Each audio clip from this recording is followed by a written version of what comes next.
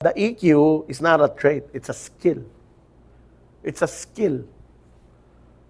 If it's a skill, what does it mean? Anong ibig sabihin nun? If emotional intelligence is a skill, what does it mean? Ha?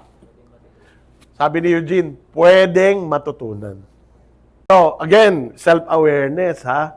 Ang emotional intelligence nagsisimula sa self-awareness. Dapat kaya nating sabihin ito. Parang ako yung laging galit. Parang ako yung laging pakiramdam ko, biktima ako. Parang ako yung laging merong sama ng... Parang ako yung nadidemotivate dahil sa ginagawa ng ibang tao. So here's the great news. Yung IQ ay trait. But the EQ is not a trait, it's a skill. It's a skill. If it's a skill, what does it mean? If emotional intelligence is a skill, what does it mean? Sabi ni Eugene, pwedeng matutunan. Pag skill, pwedeng matutunan.